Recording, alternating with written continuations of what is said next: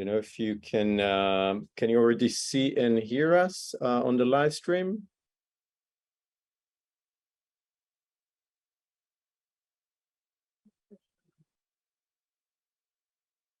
Just, I think you can go on. We can see it. Perfect. Good. So, good morning from Israel, from Tel Aviv.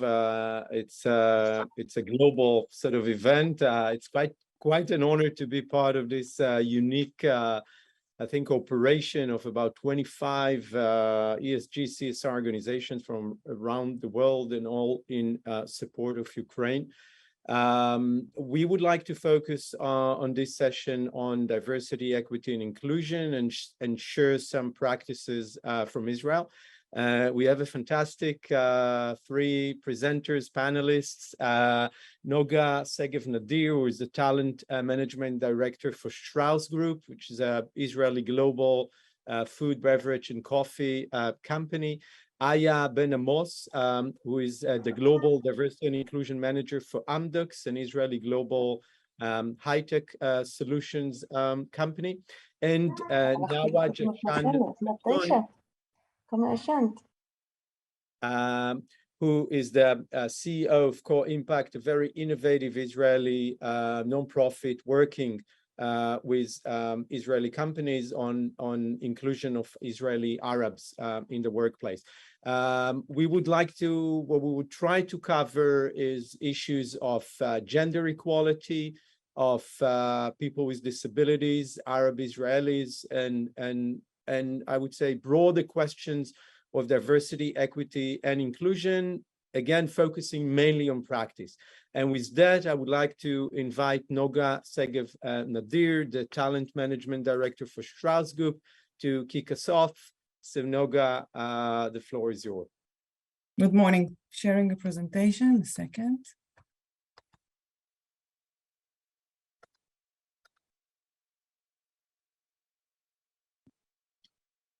Good morning. My name is Noga Segev-Nadir. I'm the Talent Management Director within the Strauss Group.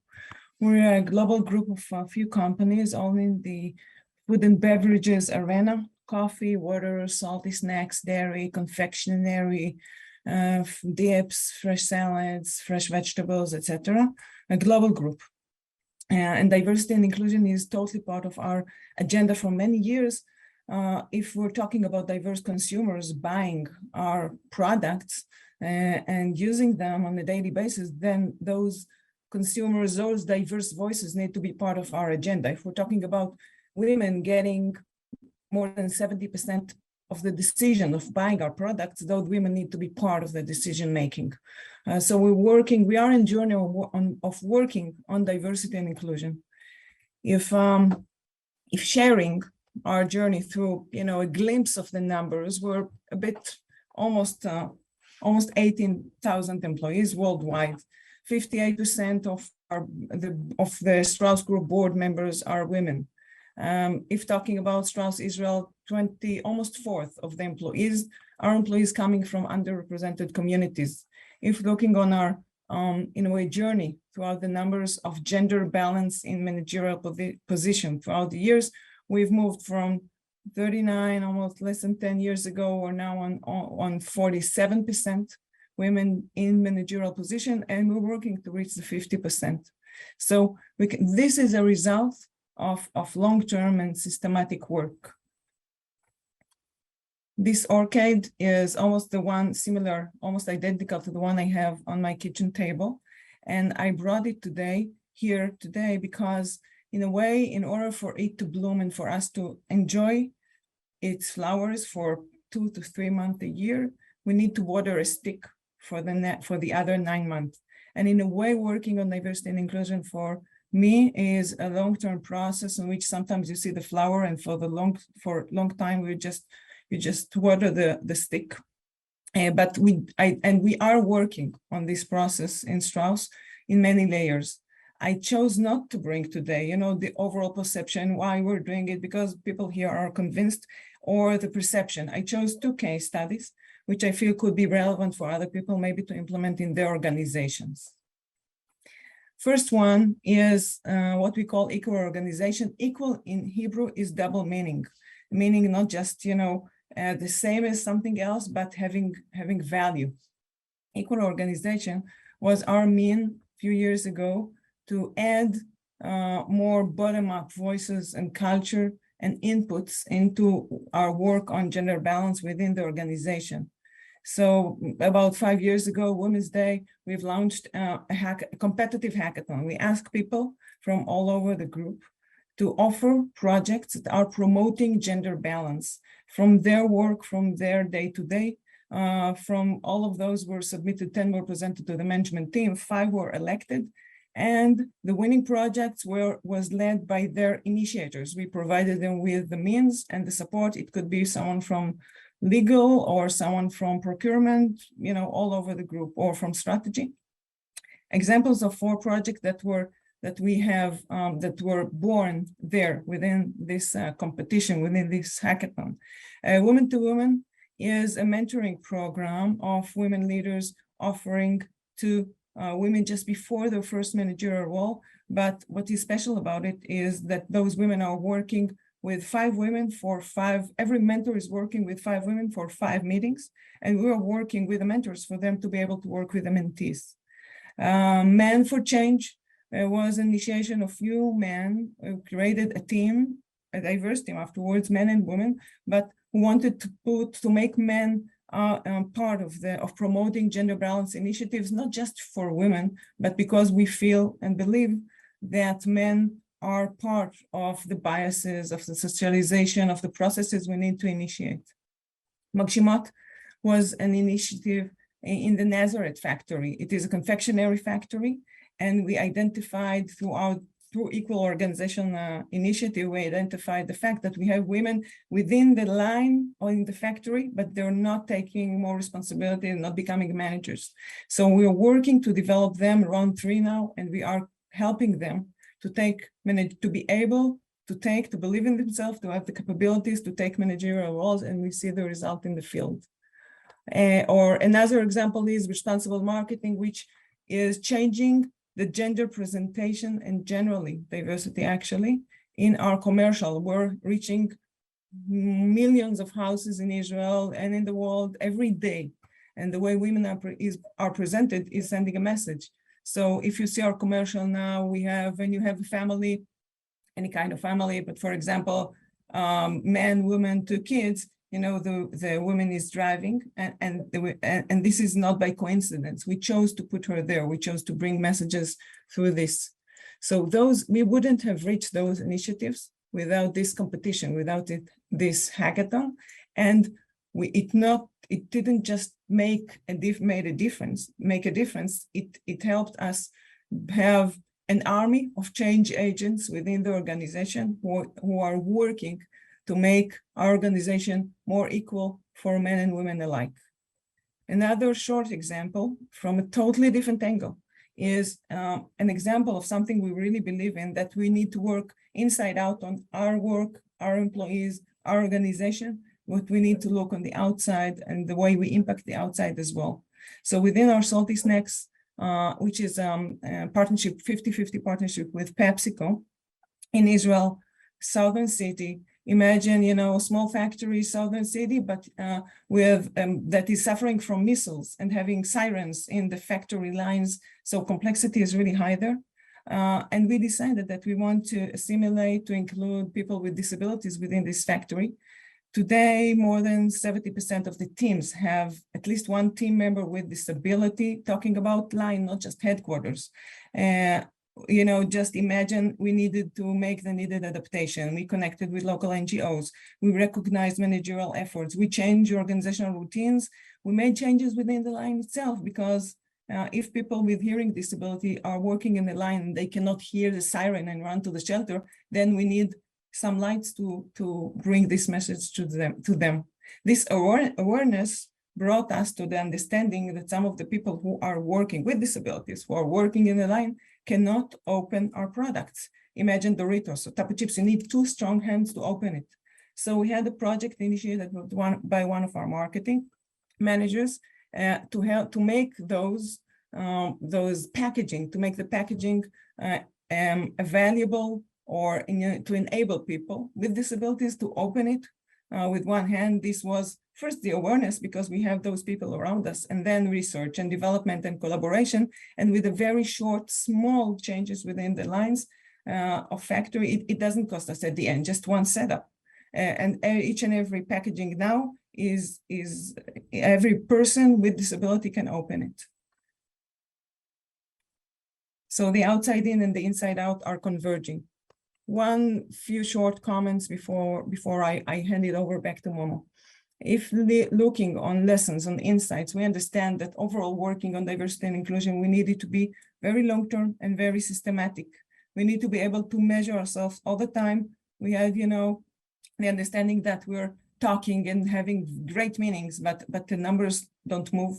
So if you do not measure yourself, you don't know what direction are you moving, whether it is a trend or just a random result. The blended process, bottom up, top down, from the sides, is critical. This is the way changes are happening in today's world. The red flags, for example, in gender, we're not compromising on quality. We're not fixing the women. It's not for women and it's not by women. Awareness is a challenge. Everyone is biased. We are biased toward people who are more similar to us. We need to recognize that nobody means nothing bad. It's very hard for people to be aware of that and to create the environment that makes this happen. But this is a necessity. And last but not least, that everyone within Strauss can make a difference and can add value. This is just a glimpse to our work on diversity and inclusion in 2 case studies. With everything, if someone wants and needs more information, I'm always happy to share more information and about our journey. We're not still there. We're still in a work process as everyone, because this is a way of life. But we feel that if sharing could help someone else take it further, then we're doing a better work. Thank you. Thank you, Noga. That was excellent, and I'm sure that we'll come back to a couple of the points that you've raised. I just remember that one of my first memories of working with Strauss was a very transparent disclosure of the low numbers of women on top positions and management. That was published, I think, some 12 years ago or 10 years ago, and it sort of served as a baseline. And I remember at the time, outside stakeholders and the media was sort of saying, how come, the numbers are so low? It's kind of an accusation. And Strauss was saying, no, you completely misread the picture. We're proactively publishing those numbers so anybody can see that, and we can motivate ourselves to reach the goals, which I think are definitely on the road now, and very impressive work. So thank you, and we'll come back to that. Aya, will move over to you. Aya Ben Amos, the Global Diversity and Inclusion Manager at Amdocs, an Israeli global high-tech solutions company. And Aya, I think that one of the things that Noga mentioned with the unrecognized, the almost transparent bias that we might have is something that you are definitely relating to, right? So over to you. Thank you. Yes, absolutely. Thank you, Mama, and thank you, Noga. That was really interesting presentation. So let me first just shortly introduce Amdocs, and then a word about our gender equality journey and the frameworks that we have around that. And then I'll go directly to the unconscious biases and some of the practices that we have that I think are relatively advanced, trying to tackle these unconscious biases in real time, right? And not just track their effects afterwards. So let me just share with you my screen. Apologies for this. Okay, so just a word about Amdocs. Okay, so Amdocs is a global tech company. We provide software solutions for the telecommunication industry. We have, well, it's actually already 30K employees worldwide. over 350 customers. And I think you could probably, people on the line could recognize some of the logos here of our customers across the world. So just to give you a little bit of a taste of what we do and who we work with. So that's about Amdocs. And as you know, the tech industry is a very challenging industry from a gender equality perspective. Okay, it's been a very male-dominated industry over the years. The basic pipeline of women graduating computer sciences across the world is not amazing, is not what we want it to be, and it's part of our investment as well. Okay, so just to give you really a glimpse of what we do on gender equality, and then I really want to focus on point number 3, which is sorry, the point that relates the most, I think, to what Momo was asking about. So first of all, we look at it in a very broad way, right? We start from the leadership commitment, the fact that we have our COO and CFO, Tamara Papadagim is the executive sponsor for gender equality, and she is the face of this effort in the company. And we have champions. So we have a group of men and women, VPs, directors, across the regions, across the business units that serve as ambassadors of gender equality. They create programs for the entire company. They create local influence where they are at. We have clear targets and measurements of very accessible data. All of our managers can see their gender data on every decision that they're making. And this leads me to point number 3, which let me just keep it on hold for one more second, just to say that the rest of this list, you can read it. Talks about, you know, the opportunities that we have for developing a career with internal mobility at Amdocs, very diverse roles, flexibility, hybrid work, proactive recruiting of women for roles where we see that we have low representation, many different programs of professional development, networking, mentoring. And the last point that is very important, I mentioned the pipeline before. We're doing a lot of efforts with the community, with schools, with local municipalities, with education ministries in different countries where we work to expose girls in early stages to tech, to STEM education, to help to see if they, you know, to tackle the biases and the obstacles that currently track girls away from STEM education, and kind of invest in the future pipeline in a very early stage. So we see that definitely as part of our role as a global tech company. And then when we talk about unconscious bias, and I think unconscious bias is a huge, huge part of gender equality, okay? Because no one, you know, we just had a big discussion around equal pay in Israel, where all of the companies disclosed for the first time with a new regulation, the gender pay gap data. And we had a lot of conversations about this with our managers before. And, you know, when managers are first approached with that topic, they're like, but we're not, you know, no one, pay gaps are not created by managers sitting and saying, oh, here's a woman, let's pay her less. Okay, at least not in our industry. It's way more complicated than that. And there's a lot of you know, below the ground dynamics and all unconscious biases that play a role in everything that creates gap between men and women in the workplace and in the tech industry specifically. And the way we tackle this, I think there are 2 points here that are important. One is, of course, the managerial education. I don't want to speak a lot about that because I think that is something that everyone are doing and everyone know. The point that I want to focus on is point number 3, the calibration in the moment of truth. Okay, and I'm going to stop share now so you can see me speaking about this. And I think that is the most advanced thing that we're currently doing on gender equality, and I explain what that means. Okay, when we say calibration of people processes in the moment of truth, we are looking at our employees' life cycles. Okay, so and the most important points after onboarding. Okay, so we're looking at performance management and bonus allocations and annual salary revisions and promotions, and in all of those points in time, we are calibrating against our gender data. We want to ensure that we are making gender balanced decisions on the big numbers, okay, across the board, not per each specific 5-people team. And the way that works is that, for example, right now we just finished the salary revision process. The way it works is that we look at the data in real time. And if I have a team of 100 people, okay, let's say I'm managing 100 people and I'm doing performance management, and I can allocate 15% of my people to be top talent. Okay, I'm identifying 15% of my people as top talent. So I'm going to look from the from my perspective of diversity and inclusion, and from all of our HR organizations, is going to look at that list of top talent. And if I have 20% women in my unit, I expect to see 20% women in the top talent segment. If there's not 20% women in my top talent segment, it's a red flag being raised, and the manager who made that list and made those decisions need to review it again.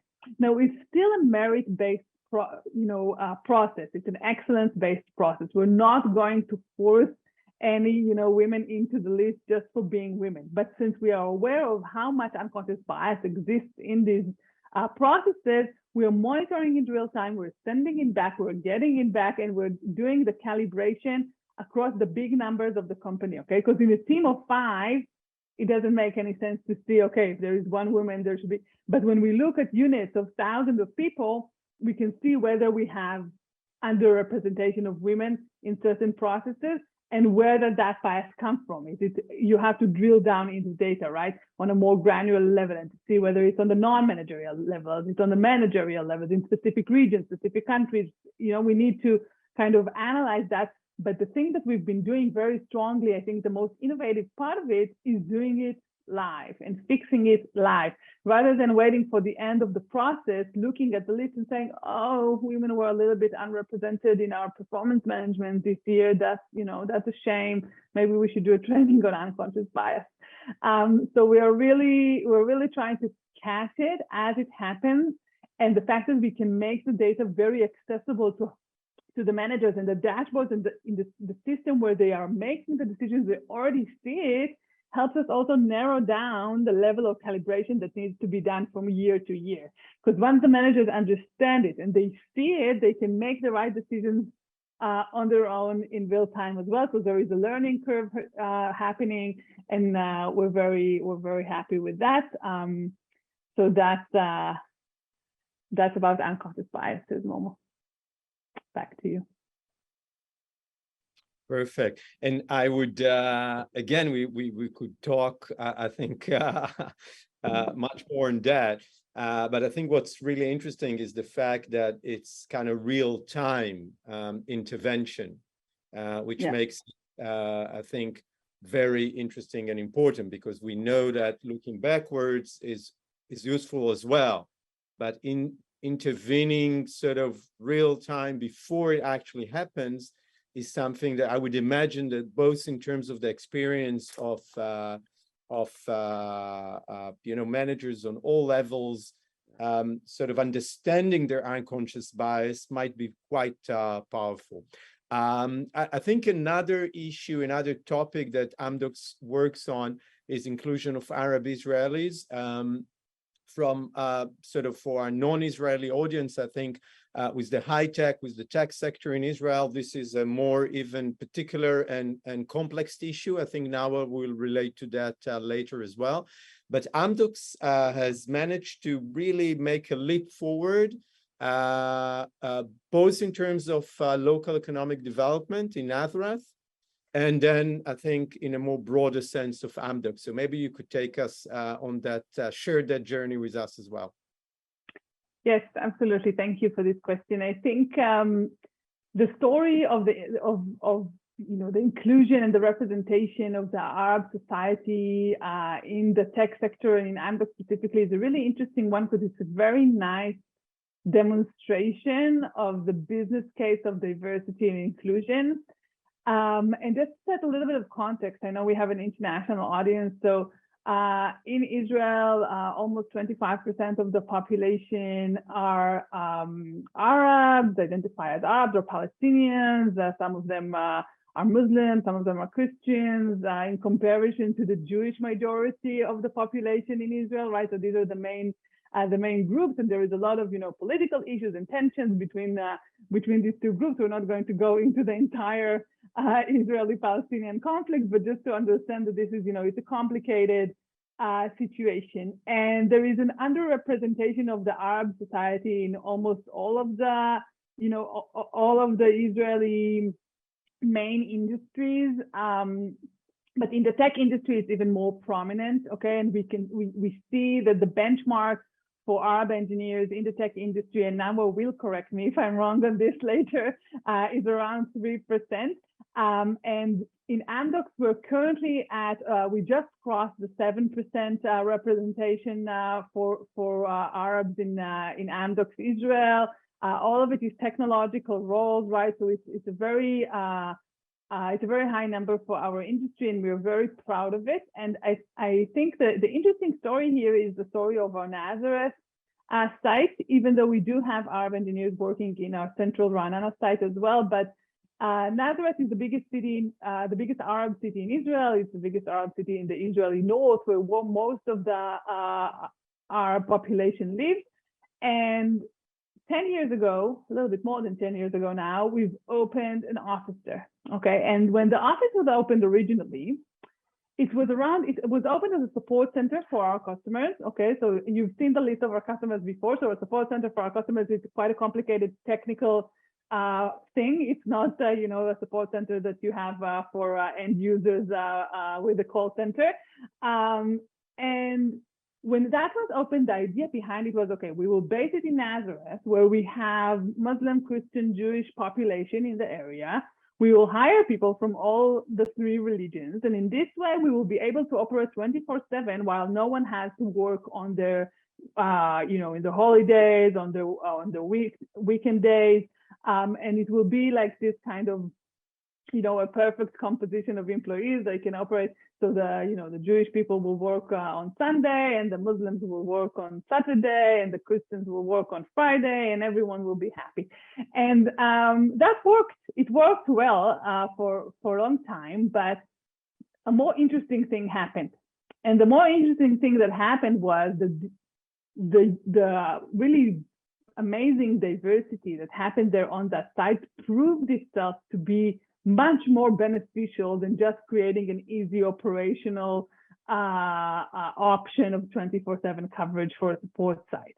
These teams became very strong, creative, innovative teams of people coming from just, different ways of thinking, and people who were brought up in different cultures and studied in different institutions. And they came together, and suddenly, they approached the same issues, the same problems with a different perspective. And that creates creativity and innovation and a great working environment which people want to belong to. And in addition to that, the fact that we had this office in the north enabled us to attract very strong talent from the Arab society, because people saw that, they have it close to home. We're making the effort. We're advertising in Arabic. We're doing programs, boot camps, exposure sessions for Arab students. We really invest in it, and that kind of draws to us very strong talent. And since we had this combination of these two things, the fact that we really saw in our own, kind of eyes how diverse teams outperform, and also we saw how diversity and reaching out, physically reaching out, putting the office in Nazareth helps us bring very, very strong talent to Amdocs. The combination of these two things accelerated a process where the site in Nazareth moved from being a support center to being an R&D center.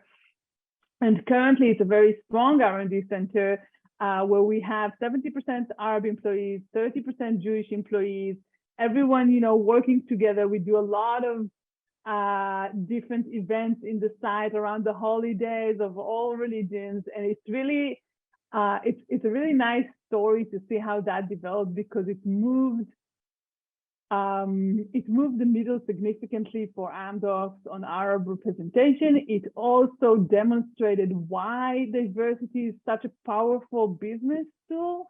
And I must say that it's not limited to the Nazareth site. Eventually, this created a cultural shift across Amdocs in Israel in the way we do, in the way we create the music events that employees can attend, and the gifts that they get in the holidays, and the work that we do with NGOs in the community. Everything shifted towards, being a company that is not employing only Jewish people, right? That it's a shared company. We have Jewish, we have Arabs, and we're working together, and it shifted the culture in a broader way. And I think everyone benefited from it, and we're planning to continue and grow with the Arab representation. I can't promise we're going to reach the 25% of the population because currently there's not enough engineers coming out of the universities, but we're definitely invested in that too, with tech exposure in junior high, in Arab schools in Nazareth and in other areas as well. Thank you. Excellent. Thank you. Very impressive. And again, I still remember seeing again some 12 years ago, I think, the empty building awaiting the new Amdocs site in Nazareth. And I think what's really interesting here is to see the journey from what might have seen at the beginning kind of, let's say, a more segregated sort of workplace, obviously because of the location, but something that infiltrated and completely changed the way that Amdocs is thinking about diversity and how diverse Amdocs is. So yeah, if I can add just one more thing about how this creates, the local development. It's interesting to see currently the head of the site in Nazareth is a VP in one of our technological groups. His name is Johnny Abdallah, and he is very a lot of years with Amdocs. And he always tells the story how the building that you're talking about, the empty building, before there was a building, there was just empty, an empty ground where it used to be a playground.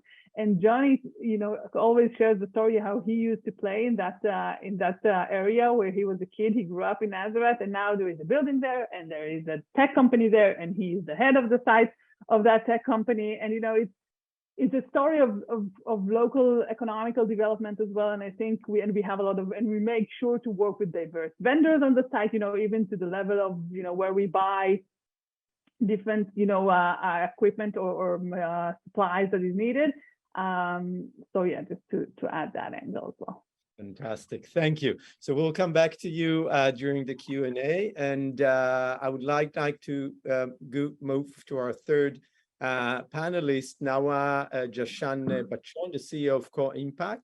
Co-Impact, as I've said, is a very innovative nonprofit working on inclusion of Arab Israelis within the workplace through a very unique model of working with companies. And I'll pass it over to you, Nawa, to share the story with us. Do you want me to share the presentation? Yes, thank you so much, Momo. If you can please share the presentation so I can present the model of Co-Impact. So today I'm going to talk about Co-Impact. We are an organization that is aiming to create a diverse and inclusive shared workplaces of Arab Jewish citizens of Israel in the business sector, of course. We believe that employment and shared workplaces are a critical change agent to transform Israel into more inclusive, fair, and tolerant society. I did give a little bit of background about the Arab society, so I'll just jump in with some of the numbers that we had in the beginning of the way, and then we can share with you the model of Co-Impact. So in the next slide, we can see that we are the Arab citizens in Israel is around 21%. Having this number, when we did the research before establishing the organization, we found out that only 5% of the Arab citizens are in the business sector, that employ more than 70% of the workforce in Israel, and only 0.3 in managerial positions. These are really low numbers. It shows that the gates of the business sector were locked, not closed, even locked, and that there are a lot of discrimination, also a lot of stereotype and prejudice from both sides that did not help in raising and increasing the numbers. So in order to create a big change and create an impact concerning Arab employment, we built a model based on the research that we had that aimed the 100 biggest companies in Israel. And the second level of working with these companies is talking to them with a business case of why it is for their benefit and business benefit to hire Arab employees. And then if we have this complicated problem, as I said, we live in a complicated state with a lot of conflicts and after years of discrimination. So we know that we as a one organization cannot solve this problem alone. So we adopted the collective impact model that I will talk about it later, bringing all the stakeholders together in order to create the change that we are aiming. So the next slide, we can see the companies that we work with. I'm happy to say that we have more than 50 companies these days. Also Strauss and Amdocs are one of our partners and the leading partners because they joined the journey in the early stages of co-impact. And we can see here that maybe some of the companies are global and you can recognize, but mainly I can say that we focus on all industries in Israel to create the change.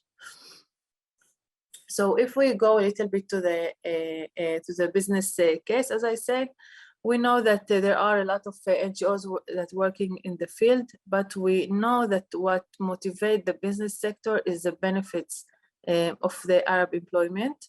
So we led a new research concerning that to understand what are the business benefits if we look on the case of Arab Israel in the business sector, and we have identified 9 benefits. The first 4 are the major benefits, as we are 20% of the population, so we are a big market for these business companies. We as Arab employees have a high level of retention. This also has business benefits. Also, there is all the time lack of talents, especially in the high-tech industry, and the Arab candidates can be a solution for that. And we found out that many research talk about higher numbers of higher percentage of engagement of employees when companies work and focus on diversity and inclusion. So the more companies involved in diversity and inclusion of Arab citizens or even other minorities, then the engagement of the whole employees are higher, and this also related to more higher retention and more value for the companies. There are more, as you can see, benefits. One of them I mentioned, like working 24 hours, 7 days a week, because we can work as Arab in Saturdays, and this can also be a solution for continuing business work of the companies. And in the bottom line, we can see that the effective integration and inclusion of the Arab employees in the end and in the bottom line can increase between 1 to 5% to the annual profit of organization, and we have built a calculator that can help companies put the numbers and see the exact contribution of having more Arab employees to their business. So as we said, the third pillar was the collective impact model. As we know that we co-impact as one organization cannot really create this breakthrough in Arab society when we are talking about really low numbers and a lot of distrust and gaps between the business sector and the Arab society. So we as an organization works as an enabler and a backbone organization, and we bring all stakeholders together. We base our work on research and models that we know that is relevant to the business sector. The main goal of having this model is to bring all stakeholders to work towards one common shared goal, while all stakeholders are communicating together and leading a change that should be for a long term. And of course, measuring this change all the time in order to see that we are progressing and going toward the goals that was set in the beginning of the work.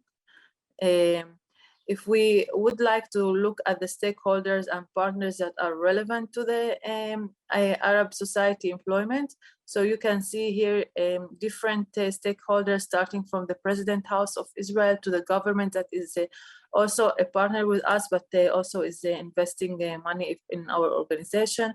We have the business sector, we have the Arab society and different levels from the young co-impact lab of Arab talents who are already working in the business sectors to local municipalities, also local NGOs. We have an NGO forum, we have also the academy and the philanthropy, of course, as we are non-profit organization. But one of the things that is important, and as I mentioned before, is how we create the communication and the connection between all these different stakeholders. For example, the companies report to the president about their progress twice a year. Also, between the business sector and the business council and the companies that we have and the YCC and the Arab society, we have a big mentorship program. And of course, between the NGOs and the companies that we work with, we have also the connection when the NGOs bring all the tools and workshops and the processes that they have built and the recruitment of talents, they bring it back to the companies and help also to promote the agenda. Probably you say, okay, so we have all these stakeholders, we have the model, we have the target, so how we really work in the companies. So when we work in the companies, we want to create a change. As I said before, just to remind us, the numbers are really low. So we can go in a company and see that there is no Arab employees there, or sometimes the Arab employees are in the low position, or they are sometimes in an area, a geographical area that is more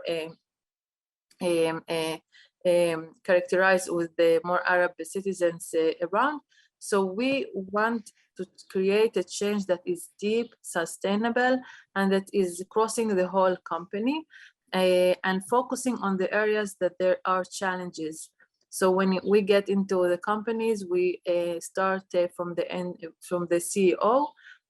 After we convince him of the importance of the change, and he, as the leader of the culture and the strategy of the organization, will be the owner. We create a different mechanism that help us to promote the work, starting from steering committees to having champions who are leading the work with us, even to peer groups of Arab employees in order to promote the work. So we work a lot top down, but also bottom up, because we work a lot with the business managers. We work with the employees. We have workshops. We have different tools that the NGO implement in the companies.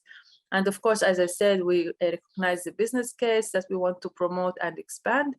And the way we work, we have a key account manager with an organizational consultant, that they are a team. They start working in the company with the first phase of evaluation and assessment of the company, and then creating a 3-year work plan in order to create the change. And of course, we bring the partners. One of the things that we saw during the work, that in the beginning of Co-Impact, we said, okay, we change the big companies and they will open the doors and they will know how to hire and find the talents from the Arab community.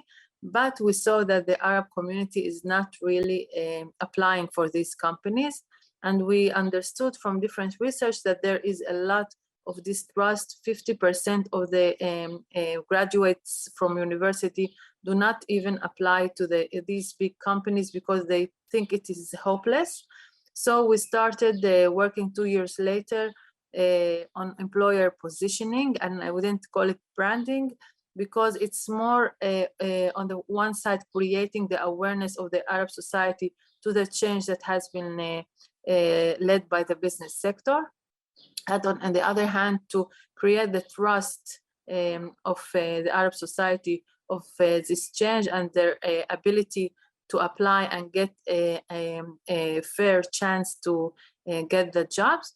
and of course give them the tools, as Arab society has different experience from the Jewish citizens, that we do not go to the military, we go to university in really early stages. The Hebrew is not always good enough, and so the university is a little bit of a struggle. So we aim to give the tools to the Arab society in order to bring them to a higher rate that they can apply and of course compete on the positions.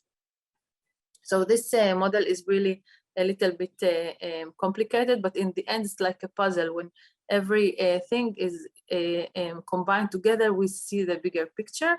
Here I give some examples of the company's position, and to really outreach the Arab society, to raise their awareness. We can see is online events. We have local events that the big companies go out to outreach and create face-to-face connection to the potential candidates. And also on a higher level, we have like the Women Month in March. We promote and encourage the employment of women. And this year we took a campaign when the Arab women can be also partners in the workforce, encouraging the employment of Arab women that unfortunately is lower in comparing to any other sector, men or women. And in this way, we create a change also in the business sector and also in the Arab society. Thank you. Excellent, Nawa, thank you very much. And I think what's really interesting about this model is the bottom-up approach that meets the top-down approach. And I can testify from the overview that we have as part of the Mala Annual Index on Diversity, that the impact of sort of the constant processes that co-impact pushes an organization, a company working through with that model is very, very powerful. And with that in mind, I would relate to one of the questions that we had posted on the live stream that touches the question of belonging. And we all know that diversity, once you're sort of doing diversity, and you feel that, okay, you've moved forward, you now reach even the more difficult part of inclusion and a sense of belonging, and you sort of a new addition to the DEI. So Noga, maybe we'll start with you and we'll do some speed Q&A here. So sort of your sort of saying about the challenge, or maybe an example of a good inclusion and sense of belonging. I think this is a good question, and generally speaking, not just connected to diversity and inclusion, belonging is an issue in today's world. The engagement, the belonging, the connection to the organization, post-COVID, people are recalculating routes, war for talent, all of those, all of us in business organizations and in every organization are experiencing. I think that what we work on a daily basis, a culture that creates, that encourages belonging is not a one action or another. What we do create is an environment that is encouraging lots of involvement, that brings all voices to the tables. We are creating many kinds of events and communication that allow people to bring their unique voice to the table. If it's that, if that's communication, the fact that I'm part, that somebody which is unique, similar to me or not, he is there in the center of the stage, brings the impression, the right impression that everybody has an opportunity to bring his or her voice to the table. Second is that we know that belonging and engagement are connected not just to being passive, but to be proactive. So the opportunity to be part of the journey, to be proactive, creates much more of engagement and belonging. And lastly, we listen all the time. We create as many mechanisms of listening that we can. We pass checks, round tables, groups, open doors. We invented we invented some mechanism and platforms. One, we call it 4I. We invited managers to, eye to eye in a way, but in a good sense. So we invited managers to open their calendars for meetings with people, and we offered everyone within the organization to say, I want to meet with the CEO for an hour just to talk. It's your call. So they had opportunity to listen, to see people from other places within the organization that probably they wouldn't have recognized, and we trained them to have those kind of conversations. So listening, having this dialogue, being as flexible as we can, and understanding, because the world is changing, what connects people to organizations is changing, and we need to adapt all the time. Fantastic. The world is definitely changing, and the world of work is changing. And I think the expectations of employees all round in terms of dialogue, openness, sort of lowering previous boundaries. So Aya, you, I think when we prepared the session, you also related to that, and I think it connects to, again, the question about belonging and inclusion.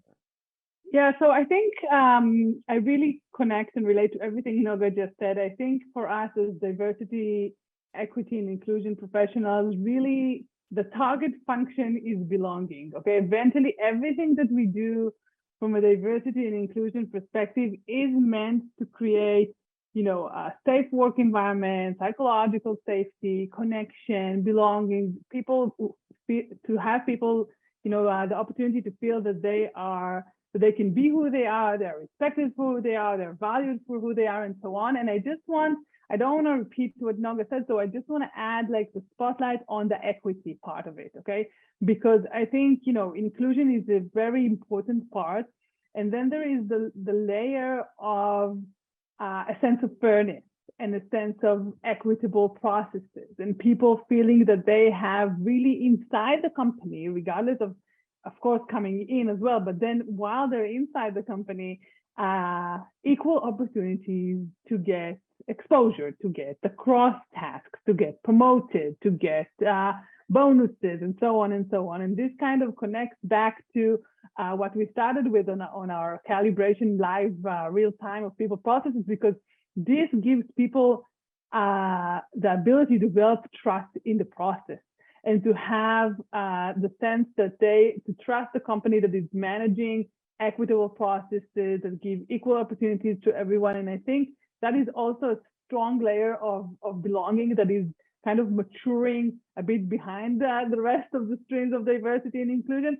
And I think when we talk about equal pay, it's really easy to see, because there is a lot of research showing us that when it comes to employees' motivation and retention, the perception of pay equity is more important than more money. Okay, so in different scenarios that were checked in research, employees that earn more but feel that the process of how pay is structured and created and how compensation is given is not an equitable one, is not transparent, is not standardized against specific criteria and excellence, are less connected to the company, are less chances of being retained than employees who earn less on the actual dollar, but have trust in the company for being a fair, that having fair compensation methods and paying equally. And I think that is a really strong demonstration of how diversity, equity, and inclusion are key